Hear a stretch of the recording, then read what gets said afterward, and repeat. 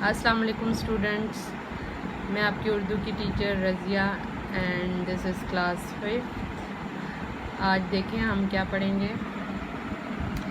کل ہم نے پڑھا تھا گفتگو کے حصے۔ اس میں ہم نے پڑھا تھا کہ گفتگو کے حصے کتنے ہوتے ہیں اور کون سے ہوتے ہیں۔ یہ 8 حصے آپ نے پڑھے تھے۔ سب سے پہلے اسم پڑھا تھا اور اسم کی اقسام پڑھی تھی۔ اس کے بعد ہم نے پڑھا تھا اس میں صفت اور اس میں صفت کی قسمیں پڑھی تھی۔ ٹھیک ہے، امید ہے آپ سب نے اس کو پڑھا ہوگا اور یاد بھی کیا ہوگا۔ آج ہم پڑھیں گے صفحہ نمبر 6۔ صفحہ نمبر 6 میں پڑھیں گے ہم اسم ضمیر۔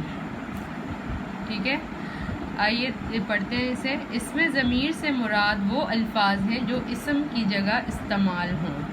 جیسے میں نے آپ کو بتایا تھا کہ اسم کہتے ہیں کسی بھی چیز، جگہ، جانور کے نام کو، تو اس نام کی جگہ جو لفظ استعمال ہوں اسے اسم ضمیر کہتے ہیں۔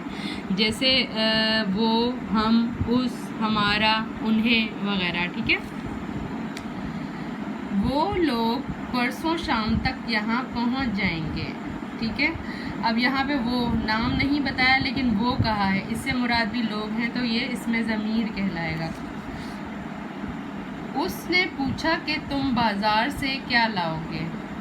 اب دیکھیں، اس بھی شخص ہے اور تم بھی، لیکن یہاں پہ اسم کی جگہ یہ الفاظ استعمال ہو رہے ہیں تو یہ اسم ضمیر کہلائیں گے۔ ٹھیک ہے، امید ہے آپ کو سمجھ آ گئی ہوگی کہ اسم ضمیر کیسے کہتے ہیں۔ تو اب یہ دیکھیں نمبر 4 پہ ہے فعل۔ فعل اس کلمے کو کہتے ہیں جس میں کسی کام کا کرنا یا ہونا پایا جائے، جیسے کھیلنا، کھانا، ہنسنا، رونا، لکھنا، پڑھنا، سونا، جاگنا، بھاگنا، کودنا۔ اس کے علاوہ بھی جتنے بھی کام ہیں وہ فعل کہلاتے ہیں۔ ٹھیک ہے، اس کے اندر اٹھنا، بیٹھنا، سونا، کھانا، گانا، جو بھی کام ہو رہا ہے۔ ٹھیک ہے، بھاگنا، دوڑنا، سونا، جاگنا، یہ سارے جو لفظ ہیں اس میں کوئی نہ کوئی کام ہوتے ہوئے نظر آ رہا ہے تو اس کو ہم فعل کہیں گے۔ ٹھیک ہے،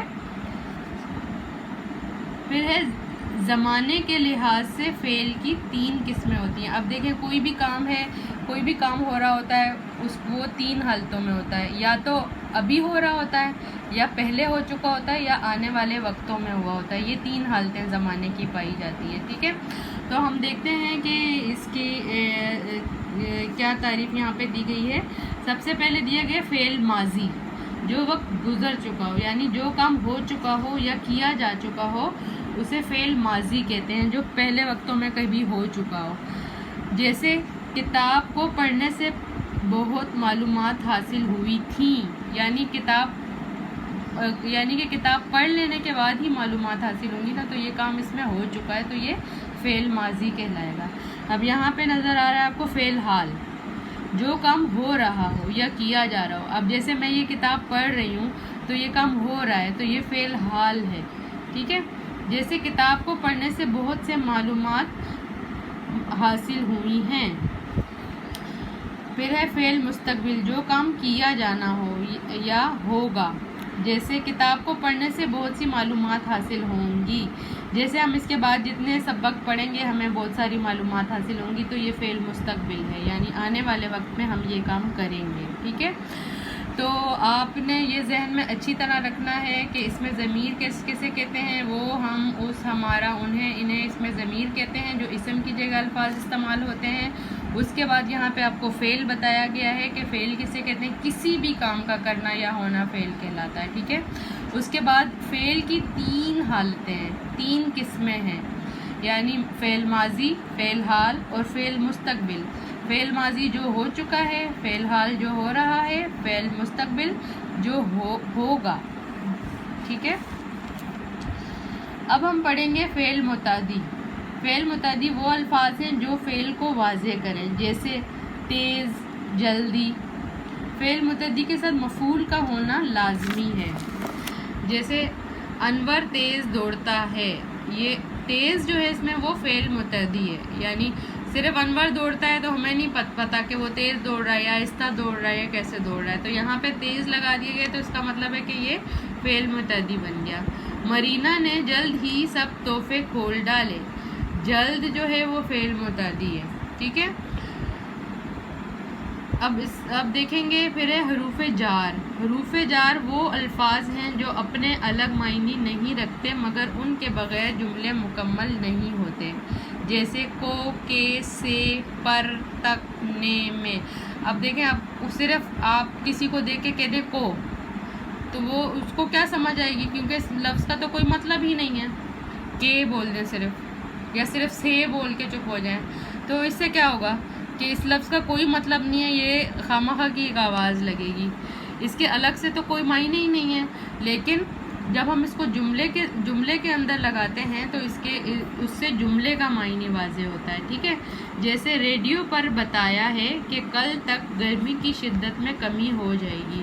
اب یہ دیکھیں، پر اور تک کی یہ اس میں استعمال ہوا ہے، تو اس میں ہمیں اس جملے کا مطلب واضح ہو گیا۔ لیکن اگر ہم ان الفاظ کے بغیر جو حروف جار ہیں ان کے بغیر اس جملے کو پڑھیں گے تو یہ واضح نہیں ہوگا۔ جیسے ریڈیو بتایا ہے کہ کل گرمی شدت میں کمی ہو جائے گی، یہ جیسے بے ربط اور غلط جملہ لگ رہا ہے نا، لیکن اس کے اندر ہم حروف جار لگائیں گے کہ ریڈیو پر بتایا گیا کل تک گرمی کی شدت میں کمی ہو جائے گی، تو اس سے جملے کے معنی بہت اچھی طرح واضح ہو جاتے ہیں۔ جیسے زبیر نے چھڑی مار کر درخت سے پھل توڑ کر ٹوکری میں رکھے۔ اب یہ دیکھیں، حروف جار بے معنی الفاظ ہیں لیکن ایک جملے میں لگے ہیں تو یہ اس جملے کو بامعنی بنا رہے ہیں۔ اگر ان کے بغیر ہم پڑھیں زبیر چھڑی مار کر درخت پھل توڑ کر ٹوکری رکھے، تو یہ غلط جملہ کہلائے گا۔ لیکن یہ بامعنی کیا ہوگا کہ جب ہم اس میں حروف جار لکھیں گے، ٹھیک ہے۔ اب ہے حروف عطف۔ حروف عطف وہ الفاظ ہیں جو جملوں کو جوڑنے کا کام کرتے ہیں، جیسے اور، لیکن اور کیونکہ۔ ماہم کو ریاضی پسند ہے لیکن جلدی میں سوال غلط کر دیتی ہے۔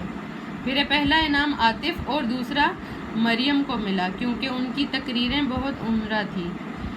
اب اس کو ہم حروف عطف کے بغیر پڑھیں گے تو پہلا انعام عاطف اور ہٹا کے، تو پہلا انعام عاطف، دوسرا مریم کو ملا، ان کی تقریریں بہت عمدہ تھیں۔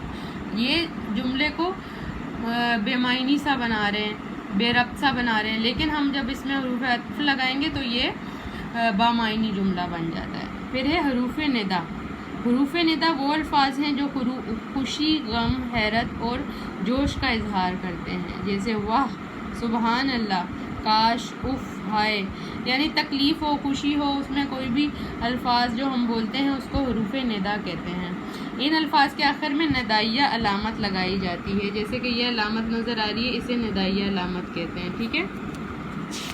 اچھا، اب آپ نے کیا کرنا ہے کہ جو پچھلا ہے آپ نے یہ گفتگو کے حصے ان سب کو اچھی طرح یاد کرنا ہے، ٹھیک ہے، اور ذہن نشین کرنا، اور اس کے ساتھ ہی آپ نے ان سب کی قسمیں یاد کرنی ہے، ٹھیک ہے۔ یہ آپ کا ٹیسٹ بھی ہو سکتا ہے، اور اس میں کون سی چیزیں پڑھی تھیں آپ ایک بار پھر دیکھ لیں۔ اس میں تھا اسم، سب سے پہلے آپ کو اسم، اس میں ضمیر، فعل متعدی، حروف عطف، اس میں صرف فعل، حروف جار اور حروف ندا بتائے گئے ہیں۔ اس کے بعد آپ کو اسم کی تعریف بتائی گئی ہے، اور اس میں پھر آپ کو اسم کی اقسام بتائی گئی ہیں کہ 2 قسمیں ہوتی ہیں، اور اس کے بعد آپ کو اس میں صفت پڑھایا گیا ہے، اور اس میں صفت کی قسمیں بتائی گئی ہیں، ٹھیک ہے۔ آپ نے اس کو یاد کرنا ہے، اور اس کے بعد اس میں ضمیر، اور اس میں ضمیر کے بعد آپ کو فعل پڑھایا گیا اور فعل کی قسمیں بتائی گئی ہیں، فعل ماضی، فعل حال، فعل مستقبل، ٹھیک ہے۔ پھر فعل متعدی پڑھنا ہے، حروف جار، حروف عطف اور حروف ندا،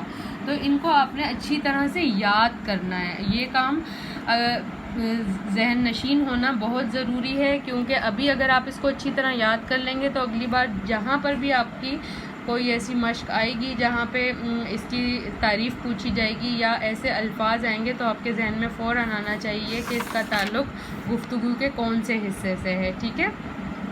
تو آپ نے اس کے لیے سب سے پہلے کیا کرنا ہے، ان کو یاد کرنا ہے۔ اگر آپ ایک ساتھ ساری تعریفیں نہیں یاد کر سکتے تو آپ کو اس کو تقسیم کر لیں کچھ حصوں میں، اور اس کو آہستہ آہستہ یاد کر لیں، اور اس کو اگر آپ ایک بار یاد کر کے زبانی لکھ کے چیک کر لیں گے تو آپ کو یہ کبھی نہیں بھولے گا، ٹھیک ہے۔ کیونکہ ابھی تو آپ 5th کلاس میں ہیں، یہ 6 میں بھی استعمال ہوں گی، 7 میں بھی، 8 میں بھی، جتنی بھی کلاسز آپ کی جاتی رہیں گی، آپ کا واسطہ ان گفتگو کے ان حصوں سے پڑھتا رہے گا، تو آپ کو یہ اچھی طرح یاد ہونی چاہیے، ٹھیک ہے؟ اس کو آپ اپنی کاپی میں لکھ لیں یاد کر کے، تو یہ بہت ہی اچھا ہے، ٹھیک ہے؟ ضرور پڑھیے گا، یاد کیجیے گا، اور جس طرح آپ کو بتایا جاتا ہے اسی طرح آپ یاد کریں، تاکہ جب آپ کے ٹیسٹ ہوں تو آپ کو کوئی مسئلہ نہ ہو اور آپ کے ذہن میں فوراً آ جائے کہ آپ کو کہاں سے کیا کام دیا گیا ہے۔ اوکے، تھینک یو، اللہ حافظ۔